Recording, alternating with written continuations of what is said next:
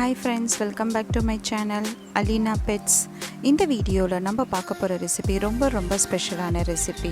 நல்ல டேஸ்டியான chicken gravy எப்படி செய்கிறதுன்னு தான் பார்க்க போகிறோம். இதை செய்கிறது ரொம்ப ஈஸி, அதே சமயம் ரொம்ப டேஸ்டியாக இருக்கும். ஸோ வீட்டில் கண்டிப்பாக ஒரு தடவை ட்ரை பண்ணி பாருங்கள். ட்ரை பண்ணி பார்த்துட்டு எப்படி இருக்குன்னு சொல்லுங்கள். வீடியோக்குள்ளே போகிறதுக்கு முன்னாடி நம்ம சேனலை சப்ஸ்கிரைப் பண்ணிக்கோங்க.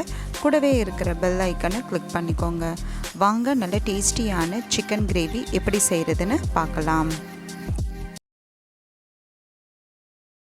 ஸ்டவ்வை ஆன் பண்ணி குக்கர் வச்சுக்கிறேன்.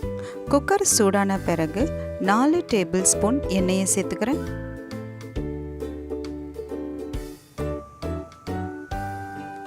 எண்ணெய் சூடான பிறகு பட்டை, கிராம்பு, ஏலக்காய் இதில் எல்லாத்துலேயும் 2 சேர்த்துக்கிறேன். 1 டீஸ்பூன் சோம்புத்தூள் சேர்த்து எண்ணெயிலேயே நல்லா வதக்கிக்கிறேன்.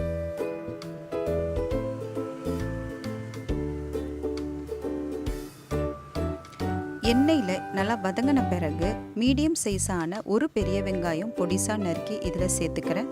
2 பச்சை மிளகாயை பாதியாக கிள்ளி இதில் சேர்த்து எண்ணெயிலேயே நல்லா வதக்கிக்கிறேன்.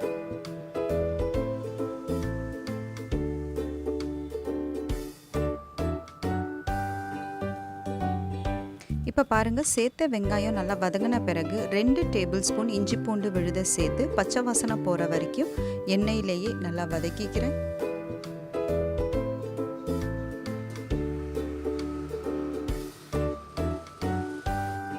இஞ்சி பூண்டு விழுதோட பச்சை வாசனை போன பிறகு 1 டீஸ்பூன் மஞ்சத்தூள், 2 டேபிள் ஸ்பூன் மிளகாய்த்தூள், 1 டேபிள் ஸ்பூன் கரம் மசாலா தூள், 3 டேபிள் ஸ்பூன் தனியாத்தூள் இதை எல்லாத்தையும் சேர்த்து எண்ணெயிலேயே நல்லா வதக்கிக்கிறேன். சேர்த்த பொருள் நல்லா வதங்கின பிறகு 2 டேபிள் ஸ்பூன் தயிர் சேர்த்து நல்லா மிக்ஸ் பண்ணி எடுத்துக்கிறேன்.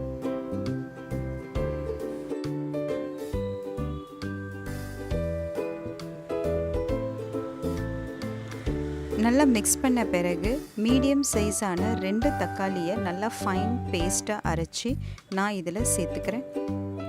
சேர்த்து நல்லா எண்ணெயில் வதக்கிக்கிறேன். தக்காளியோட பச்சை வாசனை போகிறதுக்காக நான் சிம்லேயே வச்சு ஒரு 5 நிமிஷத்துக்கு நல்லா வேக வச்சு எடுத்துக்கிறேன்.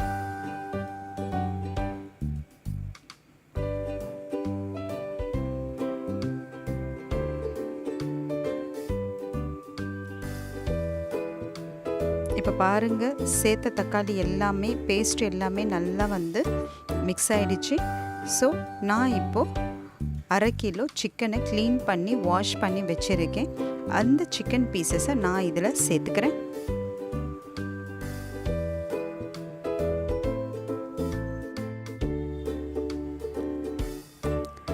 சேர்த்து இந்த மசாலாவில் நான் நல்லா மிக்ஸ் பண்ணி விட்டுக்கிறேன். சிக்கனோட பச்சை வாசனை போகிற வரைக்கும் நான் சிம்லேயே வச்சு ஒரு 5 நிமிஷத்துக்கு நான் சிக்கனை ஓரளவுக்கு வேக வச்சு எடுத்துக்கிறேன்.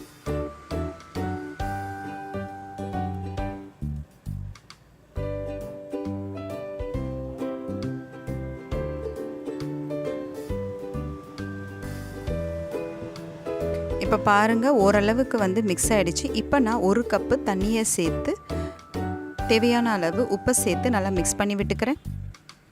இப்போ குக்கரை மூடி விசில் கொடுத்து இந்த சிக்கனை நல்லா வேக வச்சு எடுத்துக்கிறேன். விசில் கொடுத்து முடிச்சாச்சு. வாங்க சிக்கன் வெந்திருக்கான்னு பார்க்கலாம். இப்போ பாருங்கள், சிக்கன் நல்லா வெந்துருச்சு. ஸோ சேர்த்த தண்ணியும் ஓரளவுக்கு குறைஞ்சிருச்சு. ஸோ இந்த தண்ணி ஒரு கிரேவி கன்சிஸ்டன்சி வரதுக்காக நான் சிம்லேயே வச்சு தண்ணியை ஓரளவுக்கு சுண்ட விட்டுக்கிறேன். ஒரு கைப்பிடி அளவு கொத்தமல்லியை பொடிசாக நறுக்கி நான் இதில் சேர்த்துக்கிறேன்.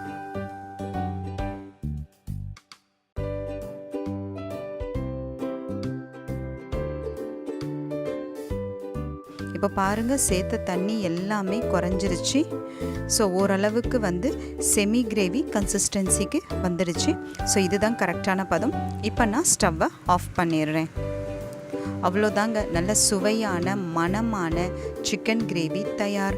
இதை நம்ம சப்பாத்தி, பூரி, இட்லி, தோசை, சாதம் இந்த மாதிரி நிறைய டிஷ்ஷஸ்க்கு சைட் டிஷ்ஷாக வச்சு சாப்பிட்லாம். ரொம்ப அருமையாக இருக்கும். ஸோ வீட்டில் கண்டிப்பாக ஒரு தடவை ட்ரை பண்ணி பாருங்கள். ட்ரை பண்ணி பார்த்துட்டு எப்படி இருக்குன்னு சொல்லுங்கள்.